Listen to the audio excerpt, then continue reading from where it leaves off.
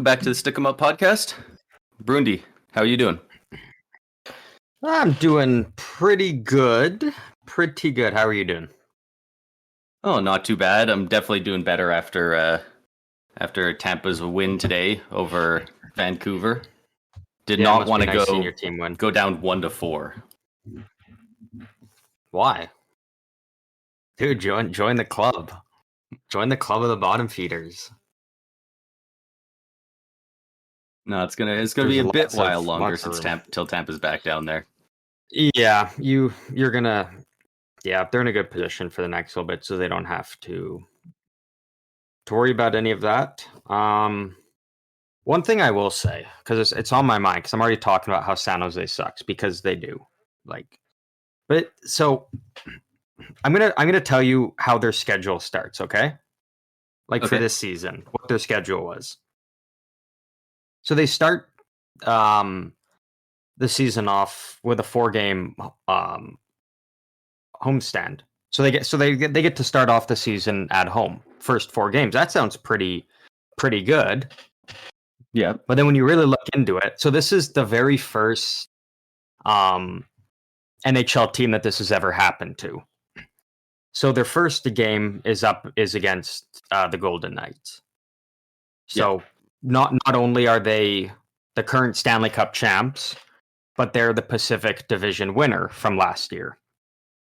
Second game, the Colorado Avalanche won the Stanley Cup 2 years ago. They won the Central Division last year. Right. Their third game, they play against the Carolina Hurricanes, who won the Metropolitan Division last year. And then tonight they played the President's Trophy winning, Atlantic Division winning Boston Bruins. So all 4 of their first games at home are against teams that won their division last year, and then one obviously winning the President's Trophy and the other one winning the Stanley Cup. So that's a pretty tough start at home to have those 4 teams all roll in. So, I mean, they managed to scrape away with 1 point out of a possible 8. That 1 point only being because Mackenzie Blackwood was just playing out of his mind. Absolutely against unreal. Colorado. And I firmly believe now, after watching him play, I'm not looking into that Carolina game because a lot of the goals weren't even his fault that happened. Yeah. But if what we got from at least 80% of what we got from Mackenzie Blackwood in that Colorado game, I think he can definitely restart his career over there in San Jose. And whether that's, continuing with San Jose or eventually winding up another team, I think if he can play consistently at that level and stay healthy, which is the biggest issue with him, I think he could have completely can turn his career around and get back to being that, big name goalie that everybody kind of thought he was going to be when he first came into the league with the Devils. Yeah, that he was absolutely insane in that game, and even if he can just do that every 5th game and be pretty good most nights, that's all you need. Because there's so few goalies who can have a performance like that night in, night out, but not a lot of goalies in the league can ever do that. So yeah, I think I don't know what he set some kind of record. I don't know if it was most saves in a first start with a team or something like that, but yeah, in a first game with a new team. I guess that's what it was. So I mean, he's already breaking records and whatnot. So, and even if because odds are San Jose is going to finish at the bottom of the league, that's kind of inevitable. They're going to be one of the worst teams in the league. But I think as long as they can come out of this season, and I mean, in terms of the forwards, you kind of know what you're going to be rolling with for the most part, just in terms of the guys that you have right now. And then already those good forward prospects that you have either playing this year's rookies or coming up, I think they're fine there. But if they can come out of this season and know what they have on defense, more so in terms of the prospects they got, because they do have a couple guys that I think could be really good for them. And then if they know what their goaltending situation even looks like just a little bit, I think that goes a long way for them in helping them figure out how they're going to shape their future over the next couple of years. So it could be a good sign with the way Blackwood's playing, but it's also only the first week and a half of the season. Speaking of that, let's overreact to stuff. Let's overreact to the start of the season and act like the sky is falling. All right. So my first thing with overreacting to it is I want to know, which did you put more money down for? Austin Matthews winning the Rocket or Victor Hedman winning the Norris? It would have been on Matthews for the Rocket. Because both of them have been playing absolutely unreal. Matthews with back-to-back hat tricks to start the season. Yeah. I saw a stat the other day that it's happened 5 times in NHL history, back-to-back hat tricks to open a season. One of the other times was Ovechkin in either 2017 or 2018. And no, I think Ovi Ovi was like in 2014 or 16 or something. Oh, okay. It was a little more recent. All 3 of the other ones all happened in like the same year. I think it was 1917. It was like one of the first years of the league. Also, which, I mean, that's incredible for Matthews, no doubt. But just while you mentioned it of back-to-backs and you brought up Ovechkin, so who did they... the second game was against the Senators. So their second game was against the Flames, and then their third game of the season was against the Senators. And so between those 2 games, it was the first time ever in Alex Ovechkin's career that he went 2 games in a row without recording a single shot on goal, which is pretty crazy, honestly. Like, that's a wild stat, but it makes a lot of sense. You know, he's a volume shooter. But that's the thing, though, is like everybody's like making a like, it's just crazy to think about, because there's so many times where it's just like it's hard to get a shot on net consistently, and to do that over the course of 1,000 games and doing it every game, or well, I mean, pretty much every game for Ovechkin. And then even if he went 1 game, without a shot on goal, the next game he would probably put up 5 or 6 or something. It's just that's crazy to think. More so that the fact that it happened, that he went 2 games.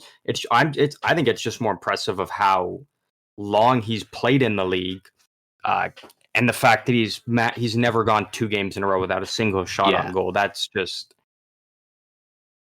But he hasn't looked great to start this season, though, I will say. No, I was going to say, a lot of people are looking at this stat and going, man, is this the end of Ovechkin?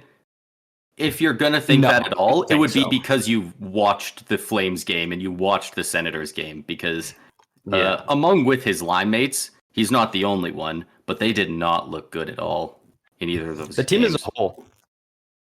Like, it's the team as a whole that just doesn't look like. I already see people like plugging it in, and they're like, I don't think Ovechkin's like the consensus around the league, and everybody was kind of, Ovechkin's probably going to pass Gretzky. Like, it's just a matter. For 90% of people, it's a when, not an if. Exactly. And now a lot of people are starting to be like, well, I don't think he's gonna pass Gretzky. Like, he might come up short. And it's like, what? Just because he had 2 bad games at the start of the season? Like, what was it? It wasn't last year. Was it the year before? Ovechkin only had like 2 goals in the first like 12 games or something of the season, and he still ended up, I think, putting up 40 by the end. Yeah. Like, it's just like that. They're going to get it going there eventually. It's a new coach. Just a lot of new guys have come in. Like, it's not nowhere near the same team it was when they won the cup, which is actually kind of a little while ago now. But I don't know. I think for people to just think that, Ovechkin's just fallen off a cliff like this whatnot. Like it's the start of the season. It's a new kind of era for Washington. Like it's just a few kinks got to get figured out. Like I think Ovechkin's still easily putting up 35 plus goals. He's honestly probably still going to get to 40. Yeah. And by the end of the season, a lot of people, it's bringing eyes on him, and people are going, man, he looks bad out there. And honestly, the last 2 or 3 years, he hasn't looked great. He's still got the insane shot. He hasn't lost that at all. But he's got the physicality. He's not skating around as much. He's not playing as much defense. Like, he's definitely not at the point where he's a liability by any means. But yeah, no, he's already regressed some. But even if he continues regressing, I still think he breaks the record. Like, there's always going to be a team in the league, unless he is a true, like, really bad liability. There's always going to be a team, especially the Capitals, that will bring him back. Like, even if he's scoring 10 goals a year, then he'll just play for 8 more years and break the record. Like, the Capitals will hold on to him as long as he wants to be there. Yeah. Like, if at a point in time Ovechkin's like, hey, you know what? The Capitals aren't winning another cup with him. Like, with the state of the team, like, they're not. And so if at one point he's like, you know what, I want to be traded and go try and win a cup somewhere else, they'll gladly trade him. And then if he wants to stick around with whatever team he goes to, like, they'll bring him back, because, like, to have Ovechkin, who can be a staple on your power play, and even at the age he's getting to, even if he's a third line guy, like, he's always, teams are always going to want him as long as he wants to keep playing, until you get into that, that he can at least still have another 5 or 6 years. So there's nothing to worry about with that. It's just 2 bad games out of how many in his career.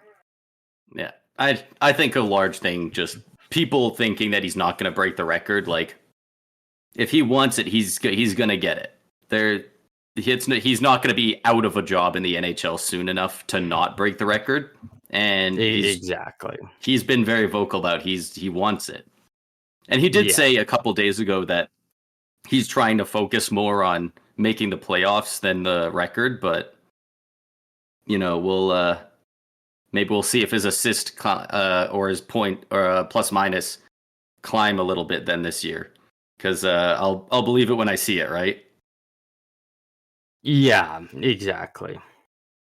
Yeah, but I have seen a lot of Capitals fans that are a little disappointed because they like watching Ovi, but they're like, we really just need to go for the rebuild. They need to stop building up just a halfway decent team for him to score with, instead of just going for a full rebuild. Well, and that's the thing, right? And that's kind of the thing that eventually it's going to come down to is you can't be a rebuilding team if you've still got a guy like Ovechkin on your team, because just in terms of him, the caliber of player he is and what he brings, like, you can't be a bottom of the league team. It's the exact same with the Sharks, where with Erik Karlsson, the way he played last year, they realized, like, okay, we can't be a rebuilding team and do this with him here, because Karlsson single-handedly pulled San Jose out of being by far the worst team in the league last year.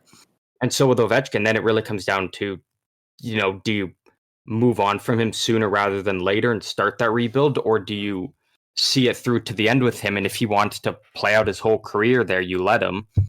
And do you keep him there so he can break the record as a part of the Capitals and not, at one point become a deadline acquisition for, say, like a Minnesota, and then he goes and scores in Minnesota as a part of the Wild to break the record? Like, it doesn't seem right. Like, if he's breaking the record, I think he has to do it in a Capitals jersey. And again, like, that's just a thing that they're going to have to decide is, at what point do you kind of start this rebuild that they have to go through and find that next Ovechkin type of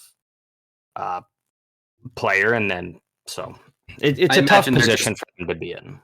I imagine they're just holding off until he breaks the record, and then once he's broke the record, they should immediately start the rebuild. Yeah, and I think that's probably what's going to happen. I think, Ovechkin's just been that that poster child for them ever since he's, came into the league.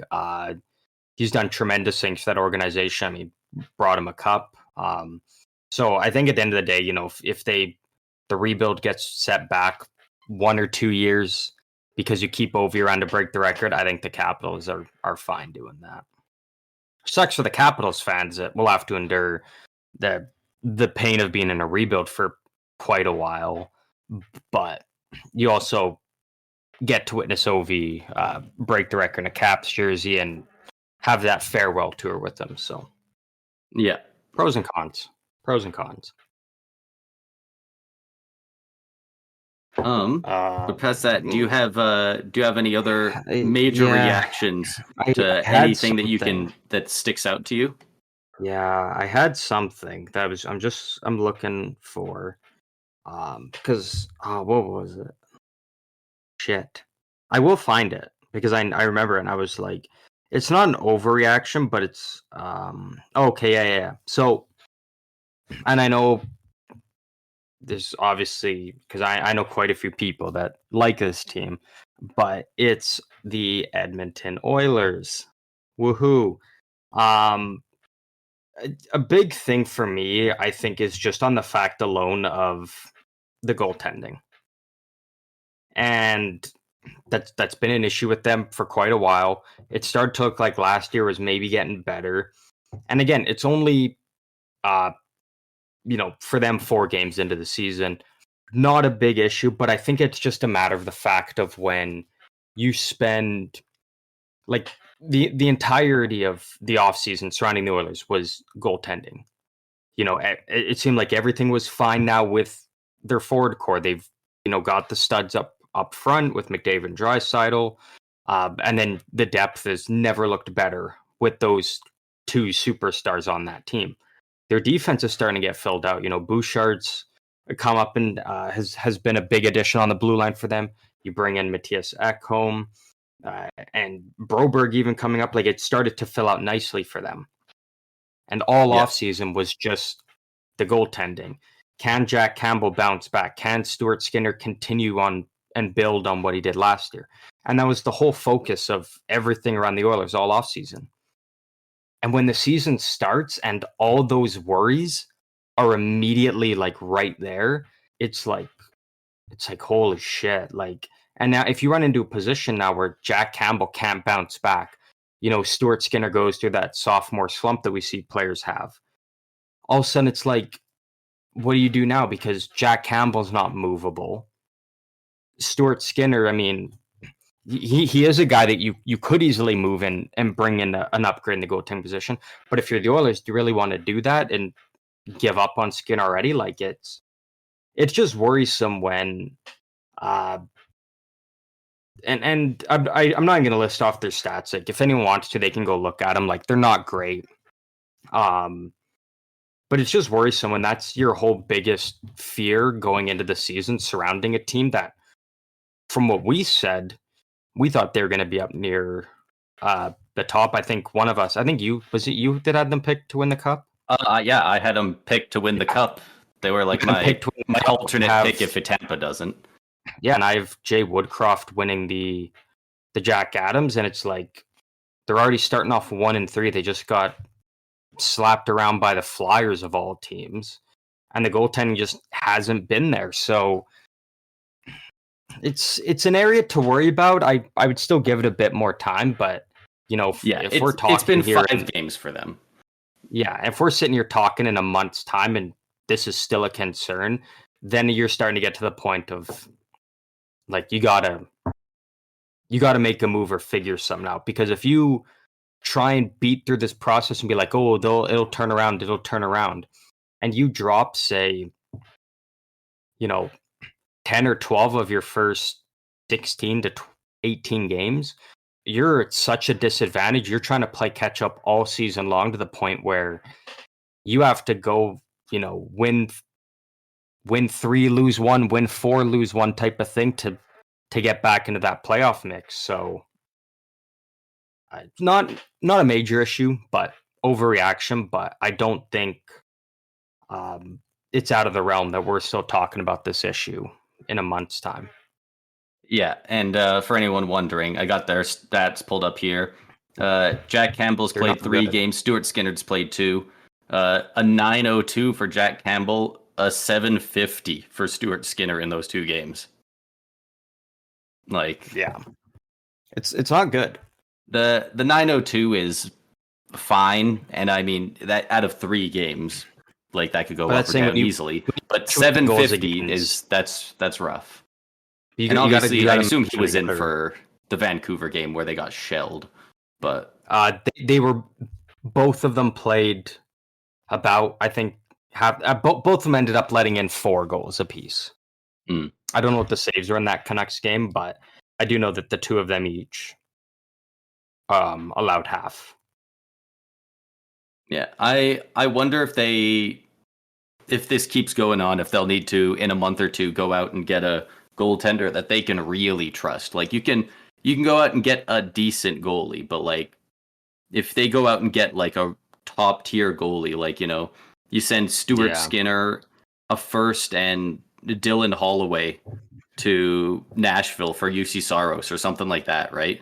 Like try and make a big trade. Yeah. Unfortunately for them, Hellebuck just extended with Well, Winnipeg, so they've he's off the even market. been reported to have interest in Gibson in the past. So I think I don't think Gibson is anywhere close to what uh, people are saying he is. Like I still see people saying he's a top 10 goalie in the league. Like he's not. Um, but I think he's one of those guys, even where if you put him on that Oilers team, you can still easily win a cup with him. Like I view Gibson going to the Yeah, Oilers very similar to like an Aiden Hill with Vegas, where yeah. by no means are they an elite goalie or anything, but they are at least solid enough with that team in front of them that they can go all the way, which is exactly what the Oilers need. They just need a goalie that can, it, Just as get you bad as it those sounds, timely just get saves. by. Yeah, just get by with the players in front of them because the goalies have hurt this team for a long time. And we saw last year the way that the Oilers could play when Skinner was balling out and when they have a confident goalie in the net who is confident in himself and how he's playing, that Oilers team can run the table with anyone. But when you've got that goalie that is just letting in weak goals or not making those timely saves and then or letting in the early ones or something, like it brings the team down. It doesn't let the Oilers uh, play the way that they should be and the way that makes them successful. Yeah, and it's a rough spot for Stuart Skinner, especially because last year was his rookie year, and he's definitely going to be a starter. I think in the NHL. It's just he needs to keep developing, keep getting better, and Edmonton needs to win like ASAP. They need to win in the Yeah, next 1, 2, maybe 3 years. their window And is closed. Well, I wouldn't say it's closing, but it's not going to be as open as it is now because in a couple of years you've got to resign McDavid. He's going to get a raise. Draisaitl going to get a raise. Bouchard on that power play, like he's going to get a massive raise. Like and they there's are no in a spot where they guarantee have those to guys go come now. back either. Yeah, If McDavid goes out in the first or second round, because I think Draisaitl's up 1 year before him. If Draisaitl ends up leaving, then why on earth would McDavid stay? yeah. And then if you're Draisaitl and you sign, and then all of a sudden McDavid just leaves, then you're like, well, shit. Now I've just committed here long term, and McDavid doesn't want to be here. So I like, yeah. It's just like I don't know. Me personally, like if I'm the Oilers, why not even almost take a chance on signing a guy like Braden Holtby if he can still play? Like I can't figure out. I don't know if it's Holtby doesn't want to play anymore. I don't really know what's going on with him, but I still just can't fathom how he's the star goalie of the Capitals and whatnot. In a couple years, all of a sudden, boom, like out of the league. Like I think he just had a few injuries, and his numbers he fell off so hard. I don't know if he was just a he just got flash in the thrown pan because into a he really shit seemed to leave. spot. He just got put in a shit situation with the Canucks, and then uh, got sent to Dallas and was kind of just used as a backup here and there. Like he never once he left Washington, he was never a starter again. He was never the guy, and I think his confidence just kind of went away. So, but I mean, if the Oilers aren't going to make a trade or anything, like it wouldn't even hurt to try taking a chance on a guy like Holtby or something and see if, because you got to have something click eventually. Yeah. Like I know it's the start of an 82 game season, but it was like I said, you can't go through the first 20 games and hope that things work out, because if you put yourself in such a hole to start the season, it's so tough to climb back out of that, especially with how competitive I think the West will be throughout, kind of the top teams at least. And then if you're squeaking into a wild card spot, you've just got an uphill battle all the way through the playoffs. So, Yeah, absolutely. You can't, I know I was seeing a lot of people online were actually making fun of it because during the, I believe it was Buffalo Tampa game, the announcers were really pushing that these are the games that really matter in April when teams are fighting for a playoff spot. And I know a lot of people were going like, yeah, no, this is game 3 and game 4, it's whatever. But these games, you win them, you get 2 points, the same as a game in March or April. Like every game is equally as important. Obviously, when it's more important later on, but you gotta put some wins together. I think within the first 10 games or something last year, the Sharks already had 2 overtime losses in those games. They ended up, 1 or 2 points away from finishing in that third spot and maybe getting Bedard. Like those games can have such an impact down the line. Like again, like it's like, yeah, it's an 82 game season, but with how competitive the league is now, like every game does matter. Like even though it's the start of the season, it's, you go on a 6 or 7 game losing streak, 8 game losing streak at the start of the season. It's like, oh, it's the start. We can rally. It's like you put yourself in, a 10, 12, 14 point hole behind some teams. That's tough to catch, even with 60 games remaining. Yeah. So, and it's just more confidence for the players when they're playing good. They're near the top. They're just having fun. Like it's not fun for players, and it's not easy constantly being like, we got to go and win because look how far back we are. Like we got to start making the climb, and then every loss is like, shit. Now we're 2 points back further, and then it's just tough like that. Like it does end up putting a lot on the players, and it does affect them more, I think personally, than what others may think. But it's just easier when you're winning, having fun, top of the standings, like you're kind of on cruise control type of thing. Yeah, you get that bit of a nest egg in there, and you know that if you lose 3 games in a row, you're not out of a playoff spot yet. Like that. Just don't take it to the level of Boston last year, though. Yeah. I think Boston was just a little bit too comfortable. They were on cloud 9 for a little bit too long. Yeah, I wasn't a fan of it. I kept expecting them to drop down, and they just fucking wouldn't, man. They wouldn't, no. Like right up till the end of the year. No intention of stopping. But anyways, aside from the Oilers now, because I'm sure that's honestly probably something we're going to come back to in the near future here. What else? Do you have any more overreactions from the start of the season here? Not particularly. I don't think any teams have really been. Sorry. Okay, never mind. Okay, I have something. Oh, I thought you were telling me that I was like avoiding something. No, I have 2 things. Okay. The first one is I just thought it was kind of cool to me and a little bit like just crazy to highlight how vastly different some teams are in certain positions. So, what's the best way to do it? So, what was it? So the Vegas Golden Knights. So they won the cup last year, which sucks. Boo. Boo. And so they've actually now set 2 NHL records. So I think, or not, well, they're the first team since whenever, like long ago, to be the defending Cup champs and start the following season out 5-0. Which, yay for them. Like, who gives a shit, right? But they're also, they're the first team ever to bring back 20 of the 21 players they had, like their skaters, from their cup winning team.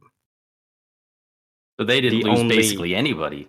The only subtraction being the guy who got the Stanley Cup winning goal in Riley Smith, who they traded to Pittsburgh.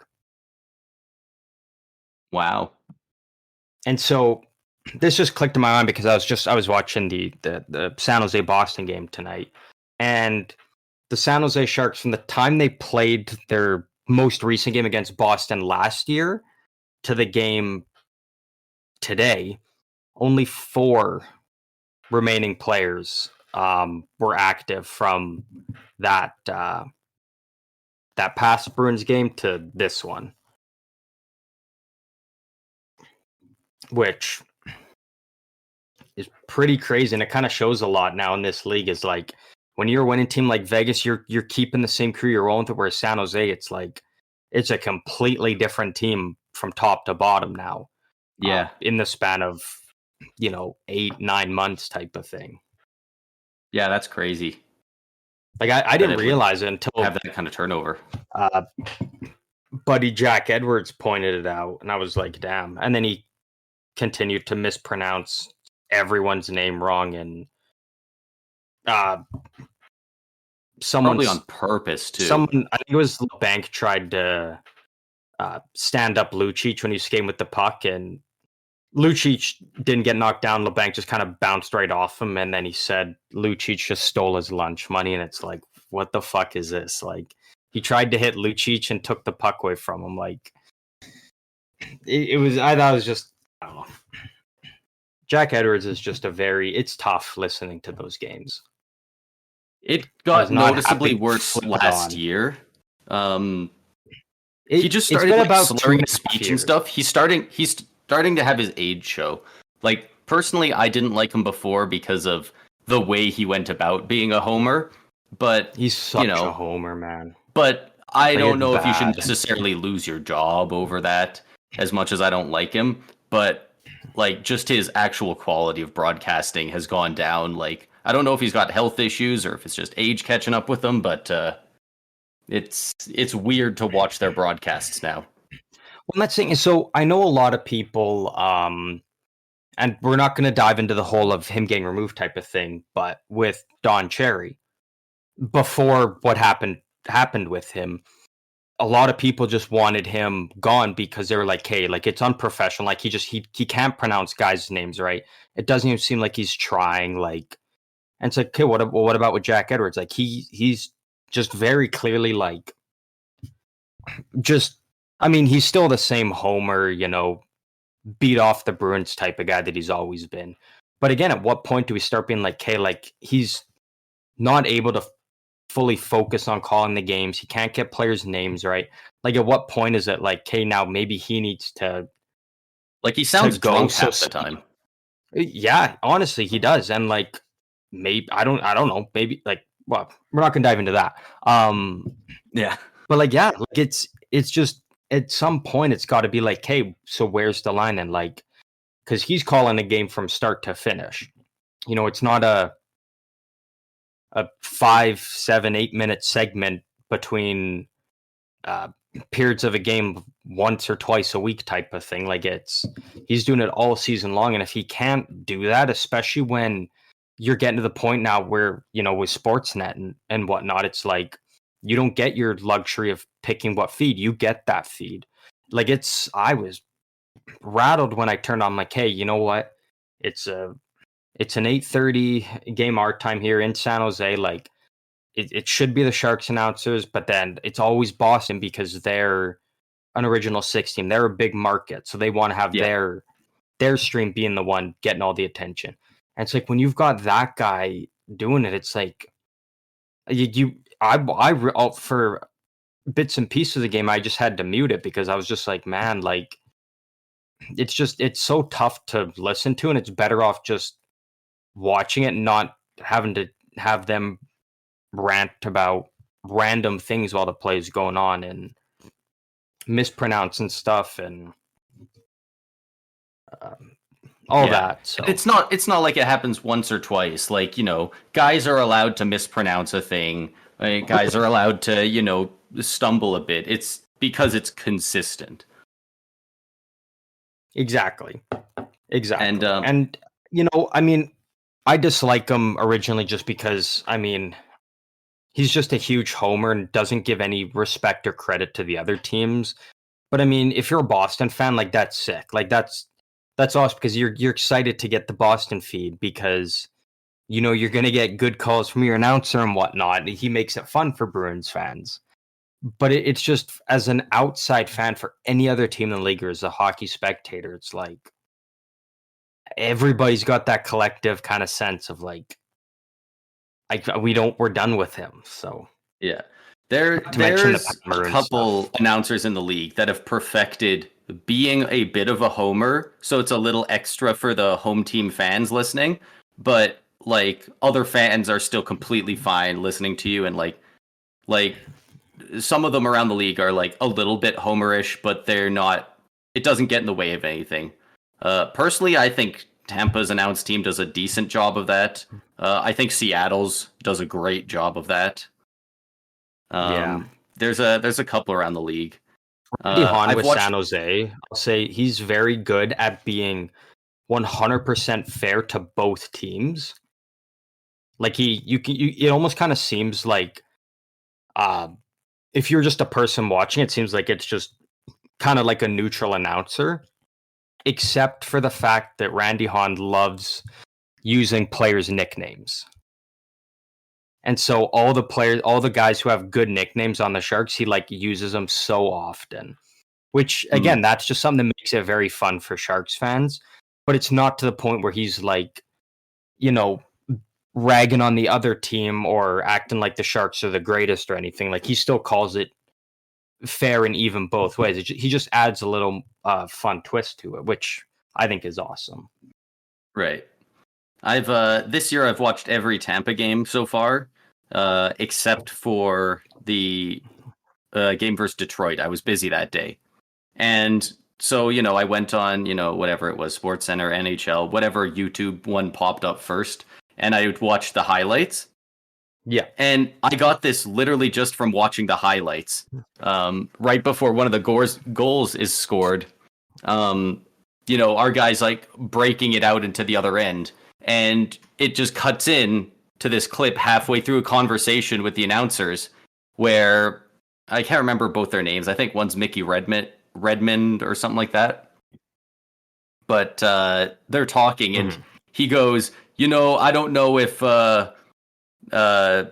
Vasilevsky wasn't as good as he was, I don't think Tampa Bay would even be that good. And then the other guy jumps in and is like, well, yeah, but the goalie's a member of the team. And and I'm like that's a big what the hell did I jump into? Like, what a bad take to be like, this team's only good because of their goalie. Like, yeah, we used a first round pick to draft a goalie when nobody else was willing to. Like Vegas wouldn't have won the cup without Hill last year. Pittsburgh very few good teams are going to be good without their goalies. Like, they're the guy who keeps it out of the net. Like St. Louis doesn't win their cup if Bennington doesn't all of a sudden show up and be their savior. Pittsburgh doesn't go back-to-back if Matt Murray didn't step in and go God mode for 2 years. Vegas doesn't win without Hill coming in. And even Colorado the year before, they kept coming up short every year. And the one big thing they changed is they gave up a first-round pick at the start of free agency, well before the season, to go and get their goalie in Darcy Kemper, who ended up getting them a cup. So, like, the goalie is arguably the most important part of the team.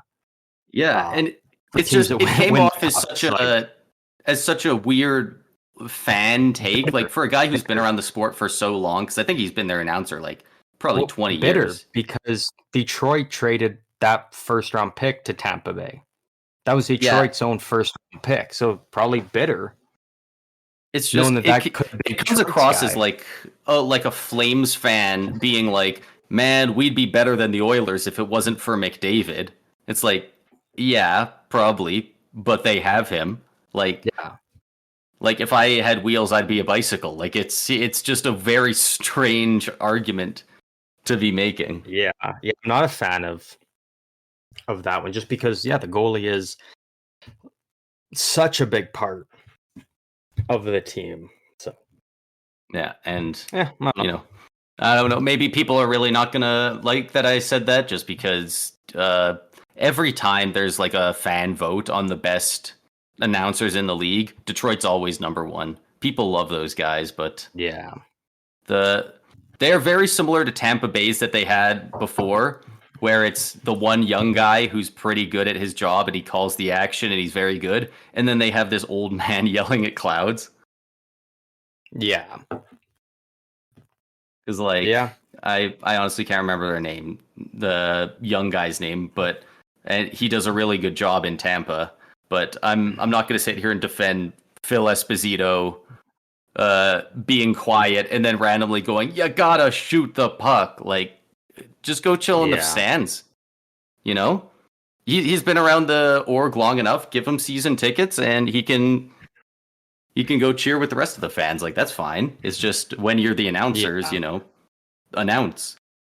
Yeah. Before we kind of hop into wrapping up this episode, I will say, in my opinion, probably the best announcers in the league. And if anyone disagrees with me, just go and listen to a game, and everything I say will make complete sense. But I honestly do think it is the New York Islanders. Just because, first of all, Brendan Burke, like he does so good at calling games. Like he's doing stuff with, I think, ESPN now as well. I think he covers some of their games and they get the big showtime and whatnot. He does great. He just does such great goal calls in general, and he's impartial. He's fair both ways. But it's also the fact that they have Butch Goring, who's an Islanders legend, and he's such a big homer for the Islanders. So he's kind of that side that is for the Islanders broadcast, and he's a homer. But he's also not afraid to just rip that team apart and call out when players make mistakes and whatnot. Like he's such a homer, but he's not afraid to rip apart the team and call stuff out as he sees it. So it just creates a very fun dynamic for them. I obviously do watch a lot of Islanders games, but if you watch those games, you can just see that they have such a good broadcast team there. Yeah, Not to yeah, mention that Thomas Hickey's with them now as well, so that's also fun as well. Nice. Did we want to do some of the quick guessing on just the top stats leaders in the league so far? Yeah, we can wrap it up there with that. All So right. what we're doing is Braden's just going to name. I don't know. You're just naming categories of something? Yeah, I'll just name a category and like don't even think about it long. Like we'll spend literally like 20, 30 seconds on each category and like Okay. just rapid fire throw names at me and I'll let you know if they're in the top 5. Okay. We'll start off with something. We'll start off with some of the easier ones. So, current leaders in points. In points, okay, well, DeBrincat's got to be up there. DeBrincat's tied for first. Okay. He was solely in first until tonight. Crosby. I am not seeing Crosby up here. McDavid. Actually, no, I don't think McDavid is. No, I believe McDavid has 6. Okay, Draisaitl. Draisaitl is up here with 7. Pedersen should be up there. Pedersen is the guy tied with DeBrincat with 8. Okay, I was gonna say, so they're like he's 1 and 1. Austin Matthews. Matthews has 6. Fuck, so he doesn't even have an assist. Damn. No. Cheeks, what's going on? Hog. Uh, McKinnon. No, shit, he wouldn't. Neither would McCarr. I don't even know. Jack Hughes. Actually, Hughes is probably in there. He also has 6. Stützle has 6. Kaprizov has 6. Malkin has 7. Tavares has 7. Willie Nylander has 7. Malkin, yeah. Damn, Nylander contract year. Yeah. He's gonna play himself out of Toronto. All right, okay, so I got a couple there. Yeah, you got a couple of the higher up ones there. I got kind of the layups. I really hope my mute button properly worked there because I had to sneeze real quick. Yeah, no, I didn't hear. I didn't hear a sneeze. So no, you're good. Okay, good. You're good. All right, bring this up. What else? What else? What else? Top point scorers for defensemen. Ooh, okay. Hedman, Hedman is up there with 5. Carlson. I'm only going to do the ones that are 5 or more points because that's the top 7. Okay. Carlson is not on there. Oh, fuck. What's his name? On Brady Shea? He's got to be up there. Brady Shea is number 1. Number 2 to 7 are all at 5, and he has 6. Yeah, he's been nuts, man. Like, it started like halfway through last year, and he's just gone nuclear. Heiskanen. Actually, no, fuck, I don't think he does. Actually, he might. No. Heiskanen has 3. John Klingberg? Is he up there? No. Shit. No, I'm not seeing him anywhere on here. Who else on defense? Evan Bouchard? No, he has 4. I'll give you 2 more guesses, and then I'll just read them out. What am I doing? I'm trying to get guys with just the most points so far. How many? 7 or 6? 5. They're 5 points. 5 or more. Oh,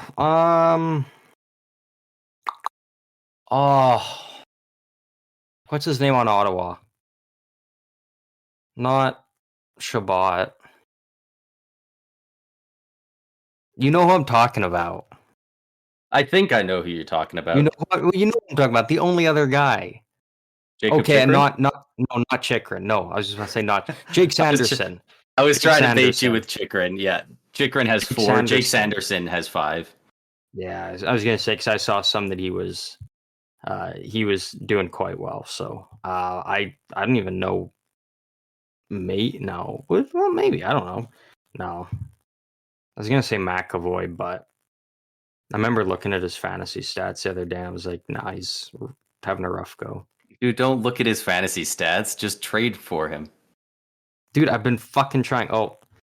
I'm just scrolling through teams, just trying to think of top defensemen on teams. I see San Jose's 32nd in the league right now. That's sick. Nice. I don't even know. Oh, Sean Dursey. I think he's been doing well with the Coyotes. No. He's got 3 points in 4 games though. Okay. Yeah. I don't know. I can't think of anyone else. I'll read them off for you. So we got Brady Shea is the only guy with 6 points. He's in first. And then 2 to 7 all have 5. Jake Sanderson, Adam Fox, Vince Dunn, Shea Theodore, Jacob Slavin, and Victor Hedman. Oh, Slavin does well. Actually, I think Slavin put up a couple against the Sharks the other night. Huh. Well, it's not a bad group to start out right now. It's nice to see Cal McCarr not in there for a little bit. I'm going to give you a lot less time with this one, just because there's only 3 guys who even have one. So if you don't get them, like, there's only frickin' 3 of them, right? The 3 defensemen so far with short-handed goals.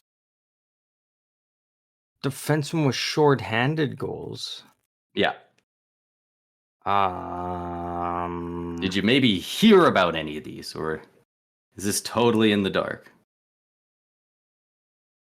Radko Gudas is in 9th. He's tied with a lot of people at 0, but it's got him at 9th, so that's good.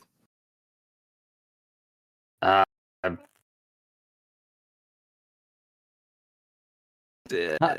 I don't even think I've heard of one of these guys, or at least I haven't heard his name in a long time. I am just trying to think of even one. Oh, Slavin must have, didn't he? Slavin has 2. He has 2. The other 2 guys both have only 1. Slavin somehow already has 2 shorthanded goals.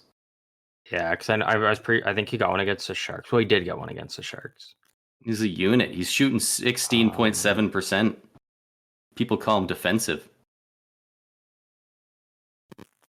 I don't even know who else. One of them's on Calgary. I'll give you one guess with that hint. Oh, Rasmus Anderson. Yeah, Rasmus Anderson has one. I watched and the other guy is Sean Walker with Philadelphia. Oh, Sean Walker. Yeah, he just got that today. Yeah. Yeah, I wouldn't have gotten Walker. But now that you say that, I do remember, like, yeah, I did see that he got one today, but and then yeah, the Anderson one I did watch it happen. I just totally forgot that one was a shorty. It was a nice goal though. It was a very nice goal. Yeah. Leader in goals. Okay, well obviously Austin Matthews. Obviously Matthews has to be there. So Austin Matthews has 6. He's the only guy with 6. But there's 2 guys with 5 and a couple guys with 4. Okay, I'm pretty sure I know the 2 guys with 5. Let me hear him. Brock Besser. Brock Besser's one of them. And then I'm pretty sure DeBrinket's the other one. I'm pretty sure he's at 5 now after today. Yep, he's the other one. Yesterday, whatever he played. Can't remember. Might have been today. Yeah. Yeah, he's been a beast for Detroit. He's looking very good with them right now. Which he's the exact player that Detroit needed. So yeah, good for them for actually like pulling the trigger and making a big trade to get the guy that they really need moving forward now with the pieces that they already have. Like they've the exact same player twice, dude. You have JT Compher and Andrew Copp. It's the same guy. You've got 2 of them. But it's a good guy. You got to go balls to the wall and go all out. Oh, I don't agree. It's a great guy to have, and you have 2 of them. Say less. Anyways, it's absolutely goofy that on our first line, Kucherov and Hagel both have 4 goals already, and Point hasn't scored a goal yet. How many assists? I mean, I'm going to sort league-wide by assists because he's up there. Yeah, he's got 5 assists. Bust territory. Ooh. He's not at bust territory yet. He's still got time. He's 5th in the league in assists. So he's back to being a playmaker, I guess. All right, you got any more categories you want to roll through? Yeah, let's sort by all players. 2 more. 2 more, and then we can skedaddle out of here. Oh fuck, this one's really hard, but it's pretty funny. Okay. All right. Name the 2 players who have 100% shooting percentage so far this year. Fuck.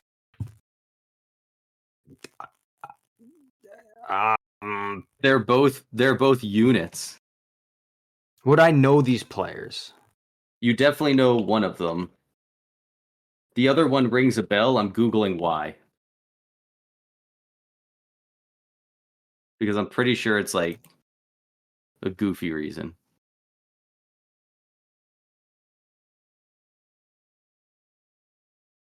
Okay.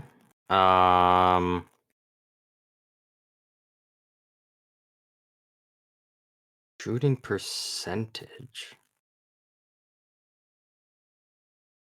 That like this season. Yeah. All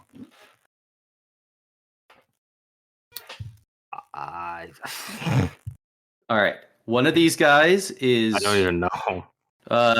You would not expect him here at all. You would expect it if you were to sort by hits. Who's a guy with a lot of hits? A fuck ton of hits. And his best friend hits even more than him. His best friend. Like, unless I'm mistaken, this guy's like top 5 in hits every year.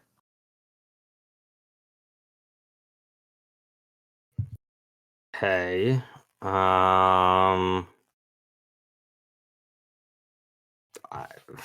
Ryan Reese hasn't scored. Matt Martin hasn't scored. Cal Clutterbuck hasn't scored. Okay, hold him up. I'm gonna look him up. I don't think you're naming all his best friends. Casey Cizikas doesn't have a goal. It is one of them is Casey Cizikas. Cizikas has a goal? Yep. 1 goal, 1 shot. Well, fuck, good for him. I didn't think I was gonna get one. And then the other guy, the other guy, famously in the Marian Hossa trade. What team is he on right now? The Chicago Blackhawks. Oh, that would be Connor Murphy.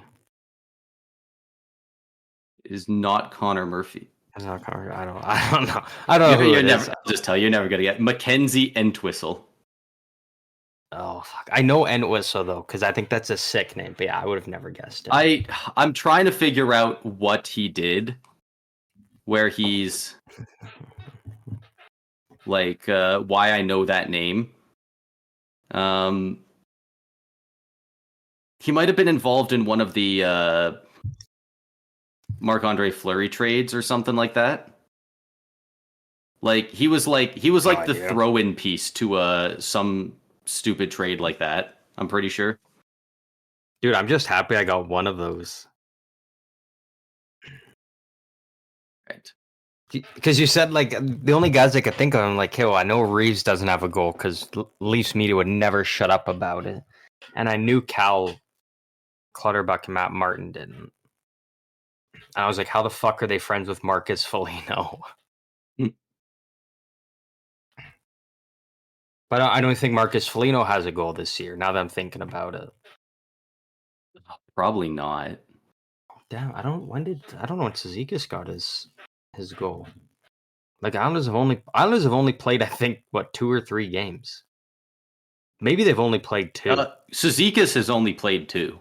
I don't know if he's been in all of them, but he's only played. So they've only played. So that like the season's been going on for 12 days now.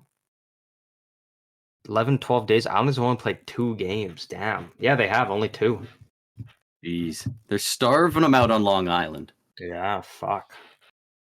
I just want to shout out how freaking good Tanner Jeannot has legitimately been so far this season. He's looked good.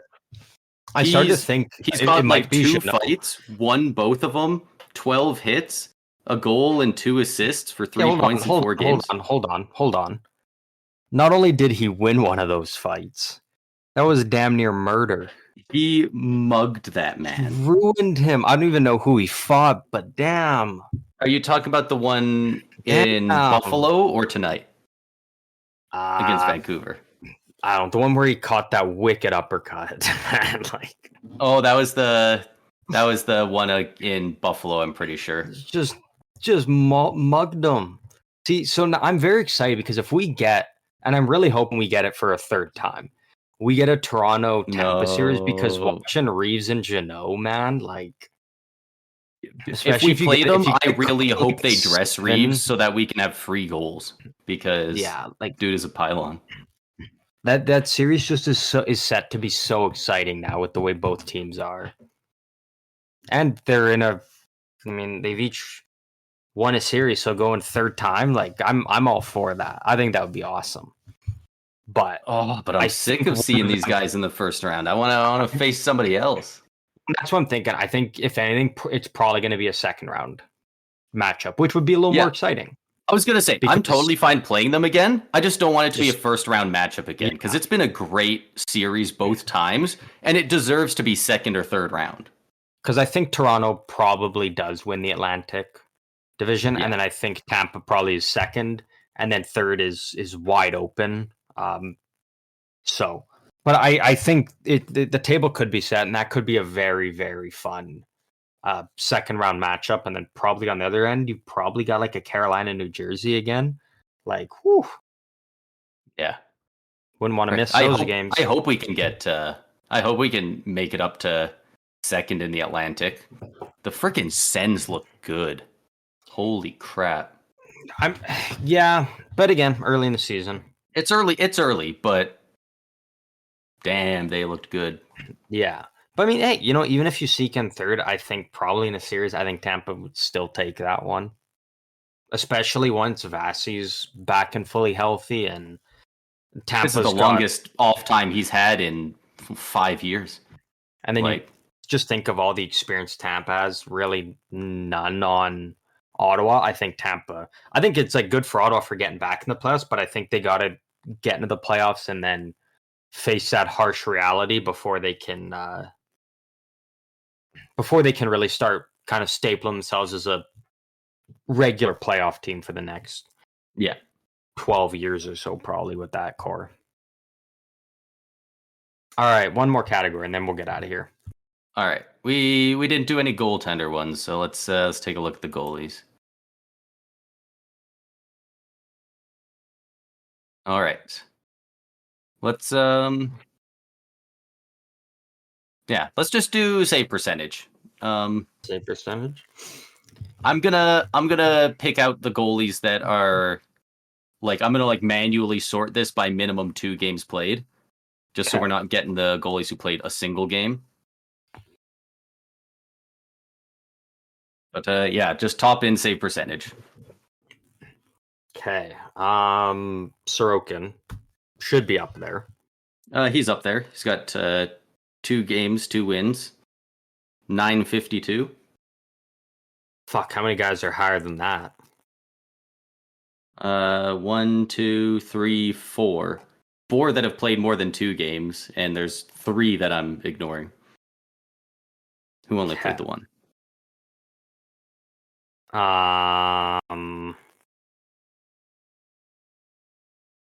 Allmark should be up there. Allmark is also at a 952, but he has only played 1 game. Well, he's got to have more than 1 game played. Nope. He's only played 1 so far. Also, they probably haven't updated. Is this not updated for tonight? It's probably not updated from the games today, yeah. But I don't think I like the way his stats tonight wouldn't affect it.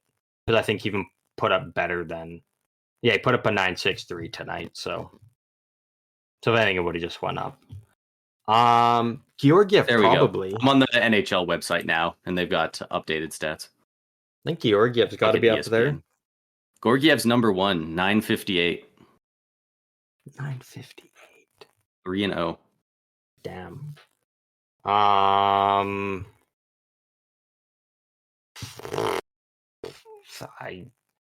It was another team. Well, Aiden Hill. Aiden Hill's number 2. Number 2. 951. This is sorting by wins and save percentage. What the fuck? Jake Ottinger? Maybe up there? I don't know. He's up there. Hellebuck? 943. Oh, cool. Okay, 943 solid. Elvis Merzlikins at a 950. Ooh. Yeah, right? With Columbus. Okay. That's good that they're getting some goaltending already. Because again, I think that was kind of a big issue with them is, their forecore is juiced. Their defense is good if Werenski can stay healthy. And so if they can get good goaltending, that can also be a little bit of a dark horse team, I think, over in the Metro. Yeah. So good for them. Who do you think is first for shots against? I know who that is. It is Johansson on Tampa Bay. Jonas Johansson. This is when we need Vasi back. Pretty high up there after 2 games. He's probably faced 90 to 100 shots. He's played 4 games and faced 132 shots. Blackwood? Oh, sorry, I thought you were still talking about Johansson. Blackwood Oh, no. is Blackwood 2 games and 94 shots. Yeah, that's that Sharks hockey, baby. Poor guy. Might help him out in the long run. Poor chap. You know, all I can take away from that is the fact that I actually managed to get Casey Cizikas, so I'd say I did pretty solid overall. Oh yeah, that was sick. With that being said, do you have anything you want to say before I hit everyone with a juicy plug and outro? Oh, I love a juicy plug. No, not really. I guess just that we'll probably start trying to get the second kind of bonus episodes out on I don't know, maybe a Monday or a Sunday most likely, but whenever else we get around to those. Yeah, we just really need the season to get juiced up and going. We're still hitting that lull. It started, but like you said, the Islanders have played 2 games. Like there's some stuff that's just not quite happening yet. Before I get to the juicy plugs, just because I think it's just barbaric, but it's like, so the season started Tuesday of last week, right? Yeah. It started, first day only featured 3 games, which I get. It was all ESPN. They got the afternoon, the early afternoon game, then the mid afternoon, and then the evening game. The fourth night, a Friday, they only have 2 games, both of which took place over on the East Coast. So they were early games. There was no evening games. Sunday, only 2 games. Wednesday of this week, only 2 games. Tomorrow, Friday, only 2 games. Sunday, again, only 2 games. And then Monday, 1 game. And then Wednesday, only 1 game. Like, the scheduling is just fucking abysmal to start the season off. Yeah, no wonder so many teams are in, like, if games get canceled like they were a couple years ago. No wonder it's such a rush to try and make those games up, because like they don't get them in early. And I continued scrolling for like another 2 weeks from that point on.